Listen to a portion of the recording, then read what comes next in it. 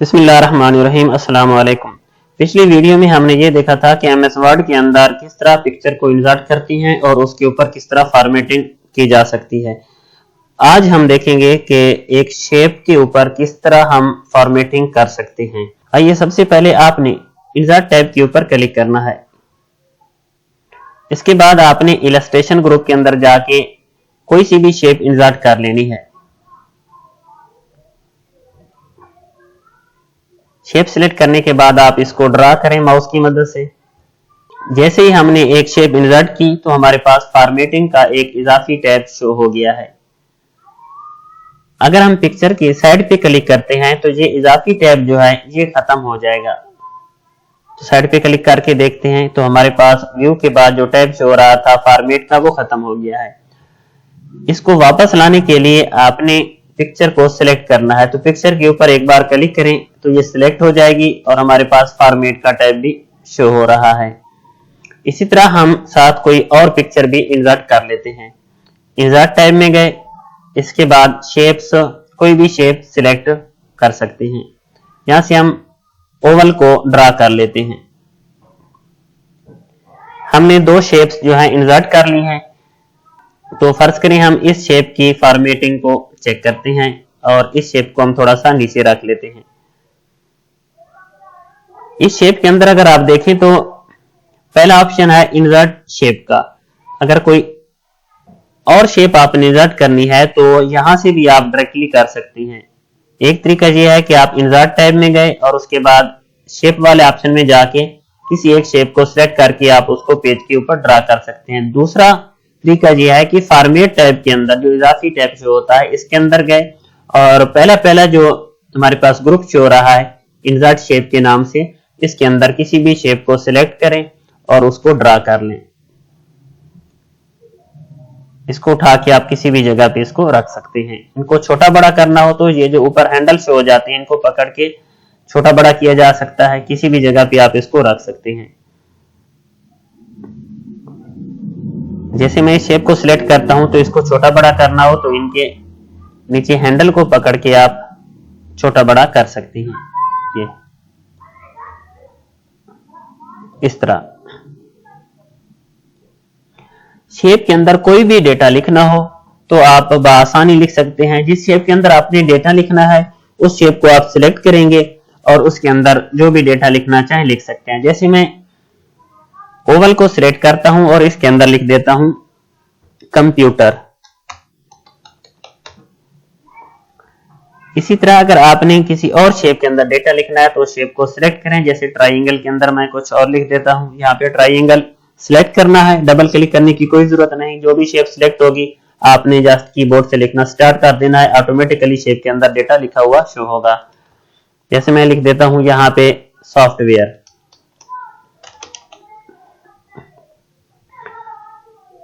तो इस तरह नेक्स्ट ऑप्शन देखते हैं। तो इस शेप को मैं सिलेक्ट कर लेता हूं, पहली शेप को। इसको सिलेक्ट करने के बाद नेक्स्ट ऑप्शन देखते हैं। यहाँ पे हमारे पास है एडिट शेप का। तो एडिट शेप के अंदर अगर आपने इसी शेप को चेंज करना है तो यहाँ पे क्लिक करें। तो यहाँ पे लिखा हुआ है चेंज शेप। आपको कौन सी शेप चाहिए, फर्ज करें मैं ये वाली लगा लेता हूं। तो हमारा जो ये शेप है ये ऑटोमेटिकली इसमें तब्दील हो जाएगी। जैसे आप क्लिक करें तो हमारे पास शेप तब्दील हो गई है। मजीद देखते हैं इसी ऑप्शन को। शेप चेंज पे गए यहाँ पे और जो भी रिक्वायर है उस शेप के ऊपर आप क्लिक कर लें।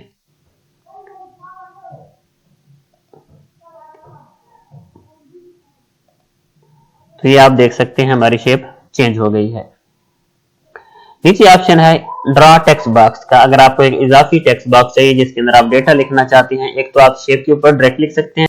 दूसरा, अगर आपने इजाफी टेक्स्ट बॉक्स लेना है तो ये हमारे पास ऑप्शन आ रहा है टेक्स्ट बॉक्स का। इसके ऊपर क्लिक करें और इसको ड्रा करके आप टेक्स्ट बॉक्स के अंदर जो भी डेटा लिखना चाहें लिख सकते हैं। जैसे मैं यहाँ पे लिख लेता हूं कंप्यूटर इज अ मशीन। इस तरह हम इस टेक्स्ट बॉक्स को उठा के किसी भी जगह पे रख सकते हैं। तो हम इस शेप के ऊपर काम कर रहे थे। इस शेप के ऊपर एक बार फिर क्लिक करते हैं, ये सिलेक्ट हो जाएगी। अगले ऑप्शन देखते हैं। यहाँ पे हमारे पास इनके शेप्स के स्टाइल दिए गए हैं इस ग्रुप के अंदर। तो काफी सारे शेप के स्टाइल हैं, ये लगाना चाहें ये वाला लगाना चाहें, साथ वाला, तो इसके अंदर मजीद भी ऑप्शन यहाँ पे शो हो जाते हैं। अगर हम इस एरो के ऊपर क्लिक करें तो मोर ऑप्शन हमारे पास शो हो जाएंगे।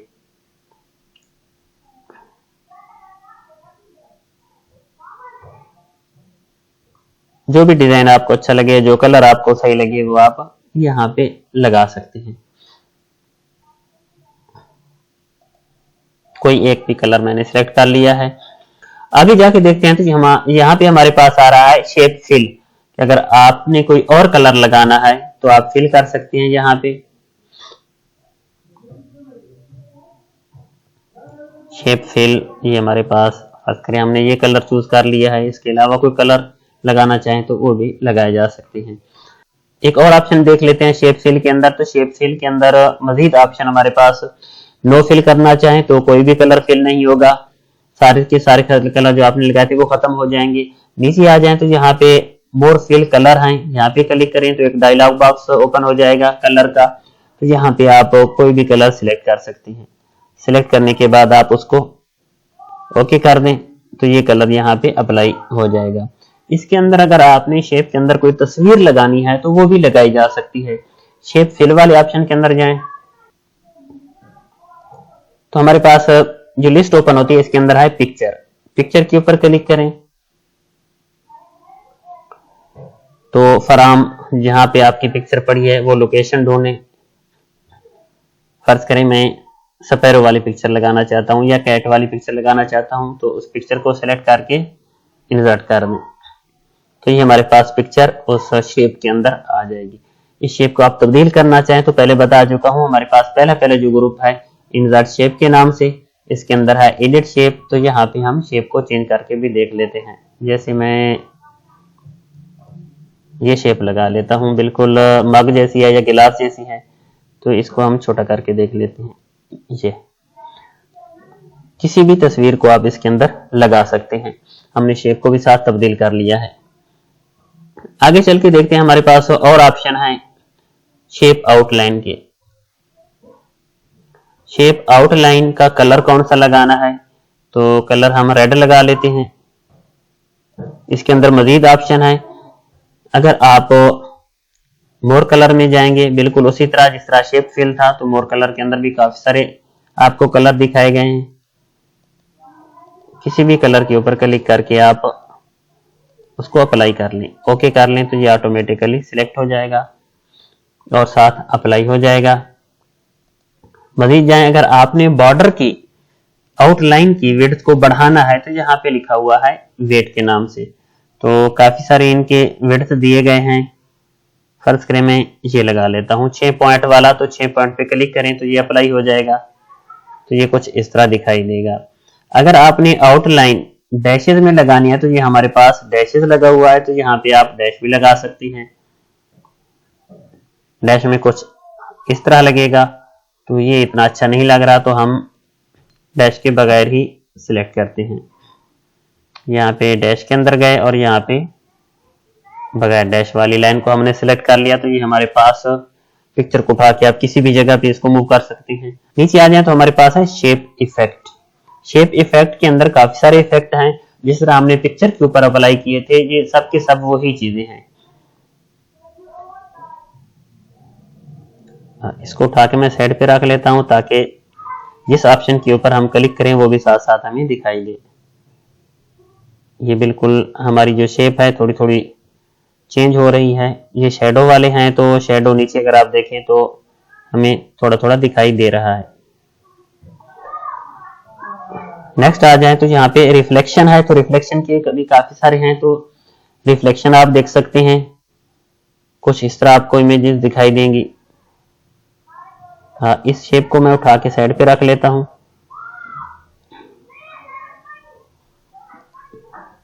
अब हमें वाज़ेह तौर पे रिफ्लेक्शन वाले दिखाई देगा। ये देखें बिल्कुल नीचे उस तरह का एक और मिरर जैसा बन के आ गया है। अगर आप लगाना चाहें तो ठीक है, ना लगाना चाहें तो ये हमारे पास नो रिफ्लेक्शन है, इसके ऊपर क्लिक कर सकते हैं। नीचे आ जाएं तो ग्लो लिखा हुआ है, ये भी काफी सारे हमारे पास शेप इफेक्ट हैं। कोई भी एक आप सिलेक्ट करके अप्लाई कर सकते हैं। जैसे फर्ज करें मैंने ये वाला अप्लाई करना है तो इसके ऊपर क्लिक कर लें तो ये अप्लाई हो जाएगा। नेक्स्ट देखते हैं, इसी तरह काफी सारे हैं, जैसे हमारे पास 3D में है, तो 3D में ये कुछ इस तरह दिखाई देंगे, बहुत ही बिल्कुल खूबसूरत दिखाई दे रहे हैं।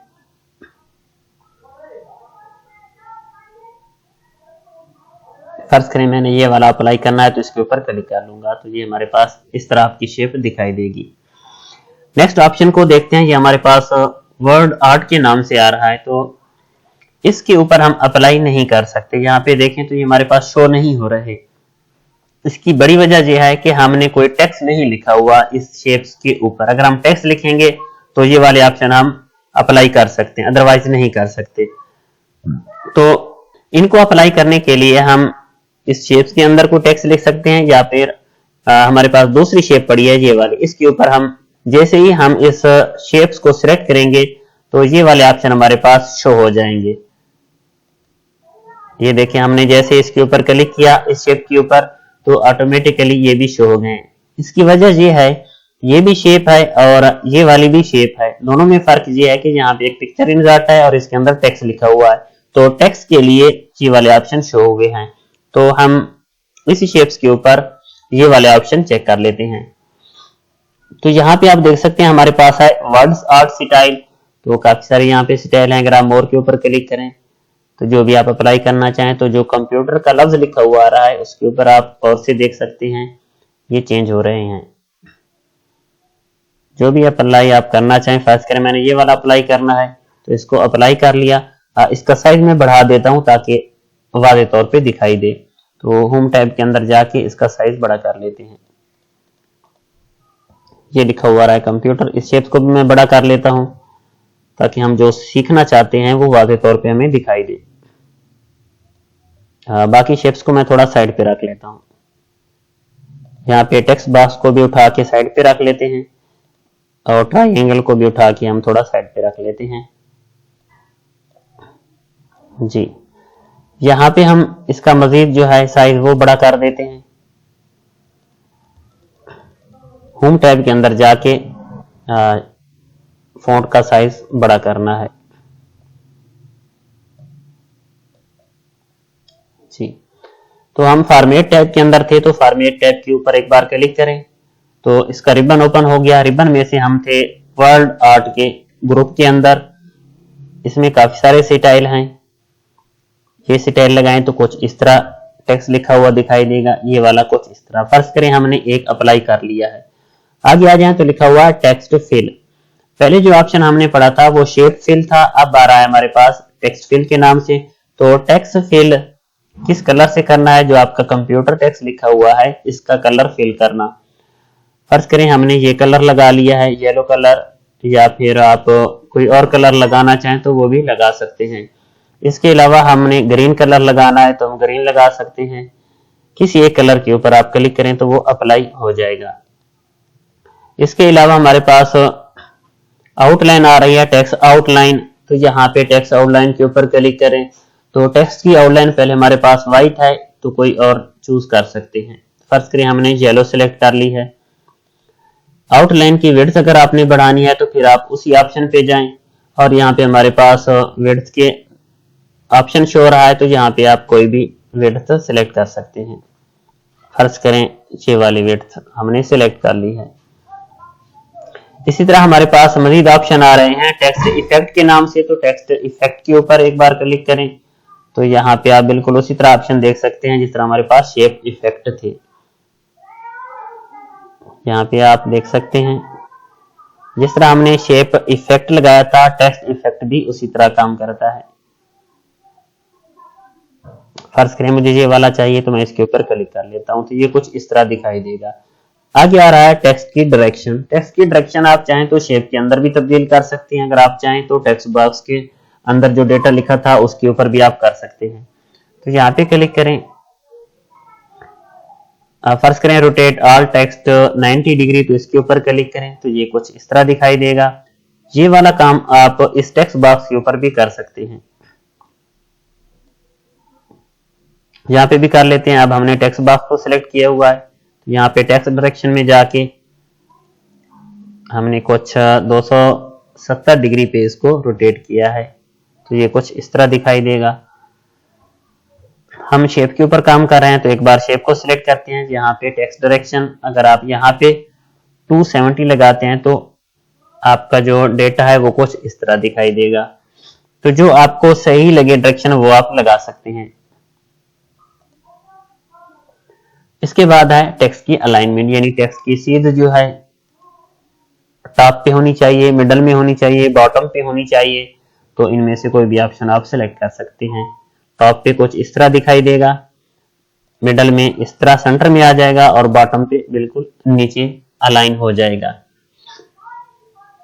तो फिलहाल हम इसको सेंटर में ही रख लेते हैं जी। नेक्स्ट ऑप्शन देखते हैं तो यहाँ पे हमारे पास पोजीशन जो है वो शेप की ही होगी। तो यहाँ पे क्लिक करते हैं। पेज के किस हिस्से में आपकी शेप जो है वो इंसर्ट हो, जिस तरह हमने पिक्चर में देखा था, तो ये भी पिक्चर की तरह की ऑप्शन है। ये शेप कुछ इधर आ गई है। अगर हम देखें यहाँ पे तो टॉप पे रखना चाहें, कोने में किसी भी जगह पे आप इसको एडजस्ट कर सकते हैं। इस आइकन को भी देख के हम अंदाजा लगा सकते हैं। तो फर्ज करें हमने सेंटर करना है और टॉप करना है तो इसके ऊपर क्लिक कर लेते हैं। अगर आपका टेक्स्ट साथ लिखा होता तो आपको वाज़ेह तौर पे दिखाई दे देता। तो यहाँ पे हमारे पास है रैप टेक्स्ट। रैप टेक्स्ट ये है कि अगर आपका टेक्स्ट लिखा हुआ है तो हम कोई थोड़ा सा टेक्स्ट लिख लेते हैं बाय डिफॉल्ट तौर पे। तो साइड पे क्लिक करके जहाँ पे हम बाय डिफॉल्ट पैराग्राफ ऐड कर लेते हैं। जैसे बाय डिफॉल्ट पैराग्राफ ऐड करने के लिए आपको पता है कि इक्वल, उसके बाद RAND, ब्रैकेट के अंदर जितने पैराग्राफ आपको चाहिए उनकी तादाद आप मेंशन कर दें। फर्ज करें मुझे 7 पैराग्राफ चाहिए तो 7 लिखने के बाद ब्रैकेट क्लोज करें और इंटर का बटन प्रेस कर दें तो ऑटोमेटिकली आपका टेक्स्ट लिखा हुआ आ जाएगा। यहाँ पे हम इस तस्वीर को सेट करके थोड़ा सा छोटा कर लेते हैं और इसको उठा के यहाँ पे रखते हैं। इन तस्वीरों को भी उठा के, शेप्स को उठा के हम साइड पे कर लेते हैं।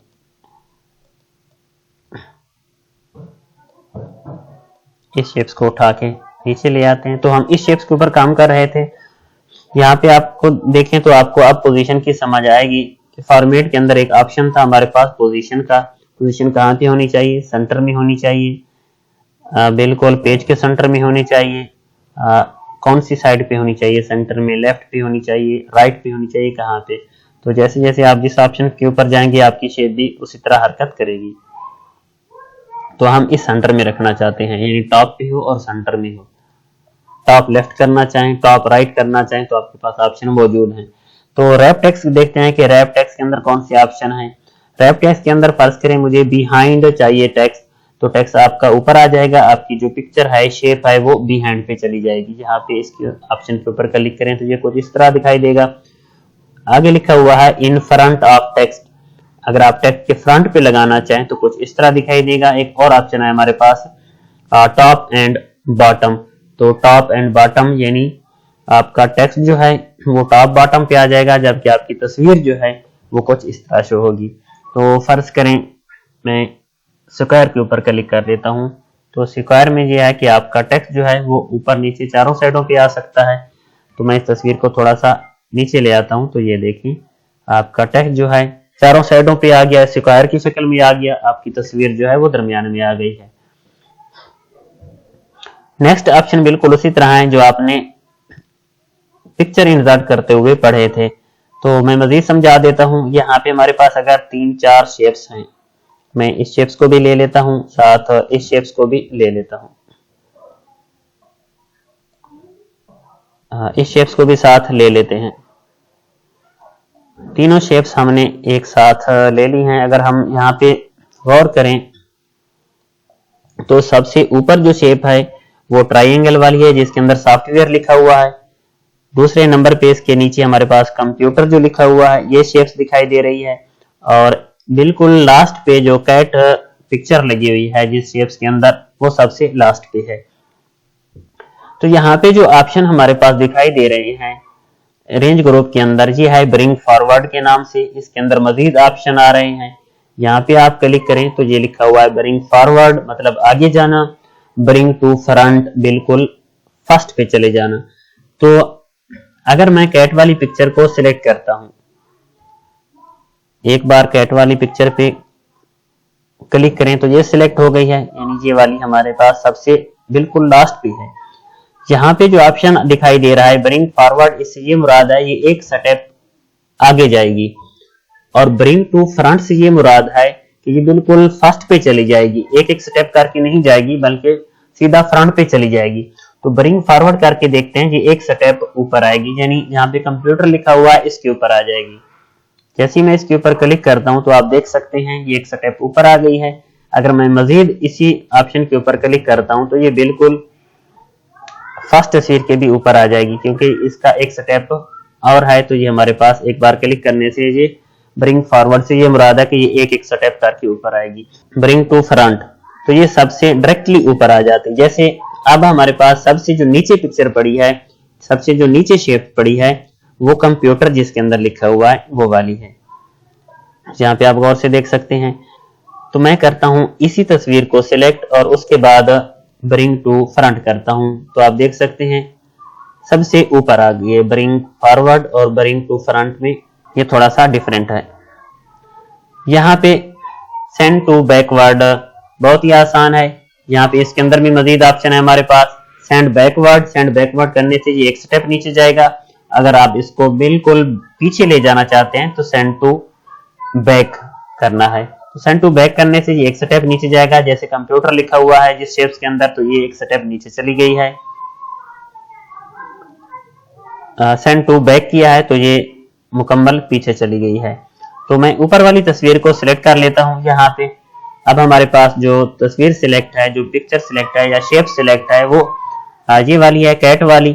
तो ये सबसे ऊपर पड़ी है, तो इसको एक स्टेप अगर आपने बैक करना है तो आपने सेंड टू बैक वर्ड इसके ऊपर क्लिक कर देना है, सेंड बैकवर्ड। ये एक स्टेप नीचे चली गई है।